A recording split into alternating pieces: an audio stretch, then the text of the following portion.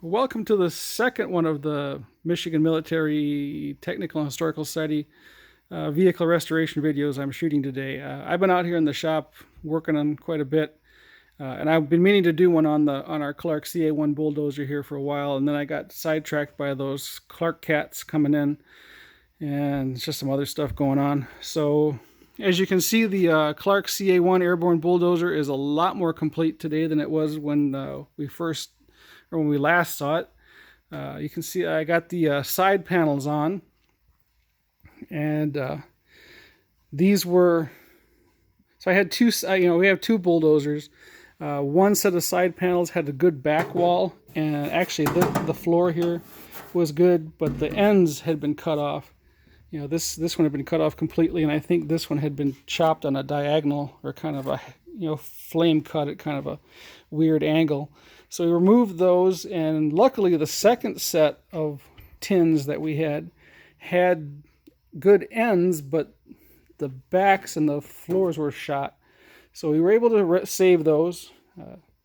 Back here you can see, and everybody can laugh at the welding skills here. I had to splice a top and a bottom together to make one, but it didn't come out too badly. Might go back. The only thing is I don't want to use filler, because then we'd have to skim coat everything, because everything's got this kind of rough texture to it just from the years. Obviously this, but and this really wasn't the best steel. I mean, I should have photographed it when it was sandblasted, so you could see just the colors. So they were not using, I don't know. There was definitely some questionable steel that was being used here, and I'm running across that on these Clarks a lot. The castings are highly questionable. You can laugh at my welds, but you should see some of the factory welds that I've uncovered. So these are they're quite questionable. So for those of you that are wondering what these were, so there's a door that goes on here that's missing, and I have one, and I have to fab it yet.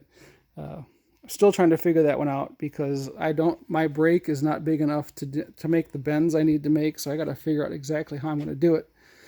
I may end up trying to find a local fab shop to see if they can replicate it, but it's hinged here at the bottom, and so these bulldozers would be shipped by air. They would either go in a glider or they would go in an aircraft, and to keep them light, because bulldozers by nature are heavy, because you need to have a weight. In order to push weight, you need to have weight for traction.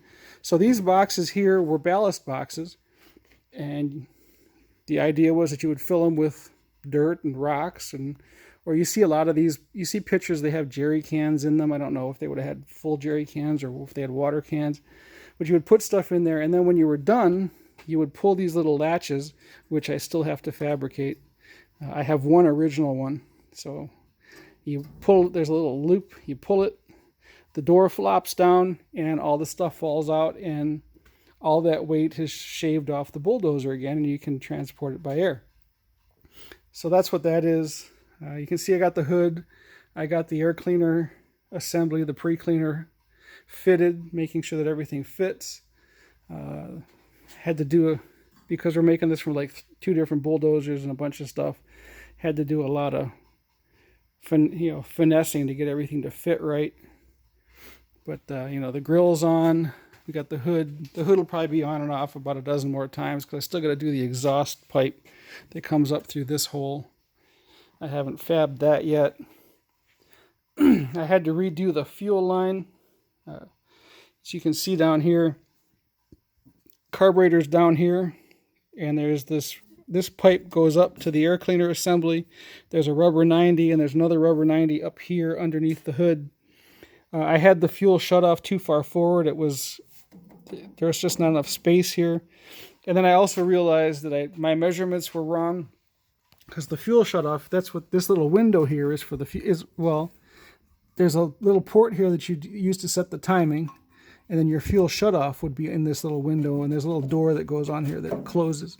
So the fuel shut off is now in the window, and it does not obstruct the timing hole, and it will not interfere with the 90. The sediment bowl The only place it fits is up here, so I have to buy some new line and finish fabricating the fuel line. There is no fuel pump. It is straight gravity feed, so the shutoff is very important. And that's just a couple things I got to still tinker with and get right. You can see here's the other side. This side here, I didn't have to do any splice and dice. I was able to cut the ends off of the other one cleanly and weld them on. It's the same over here. So this one, it's the headlight for it that I'm just leaving that off for now because I keep taking the hood on and off while I'm fitting everything. So the headlight will probably go back on last. Got the vintage wiring of main wiring harness installed. You can see it down in here, routing in there. I still have to get a couple hydraulic lines made for down in there. This lever controls the blade up and down. This lever is your clutch or neutral, forward, reverse. Your two steering levers, which I still have to adjust, and then your shifter, and then this is definitely not an ergonomic vehicle. It is a pain in the butt to get. It's not made for a modern human. It's definitely made for smaller people. It's a pain to get in and out of. So you got the winches on there. I still have to make the lever for the winch that comes up here and goes in and out for the winch brake. Battery box I still have to finish fabricating. So a couple little things. At this point, I am not going to finish the hydraulics. I'm going to finish the crawler, so this is the CA1 crawler. Let me step back so we can get a fuller shot of it. So this is the CA1 crawler. The CAB1, which is the blade, which is sitting back here. I just don't have the time or the funds to finish that right now, or to get the hydraulics done. We have all the rams are all laying back here. So my goal right now is this thing's been in here long enough. We've had this thing for several years now. I need to get it into the museum so people can see it. So my goal right now is to get this part done. I'm not sure if I'm going to get the weight box doors done or not, but I want this in the museum so people can see it by the end of summer. So right now I'm kind of focusing on getting this as far along as I can, and so that's where I'm at on that. So, and again, between this and the Clark Cat, that's going to be it. We're out of space. And so all these other vehicles that we have, the CT6 that's living in this cocoon, that will make everybody dizzy. The M151, which is about ready to go on the rotisserie. Again, I kind of stopped working on it to try and get the CA1 done and out of here. So stay tuned for more on that M151. We'll probably pick that back up again once the CA1 here is out of this building and in the museum.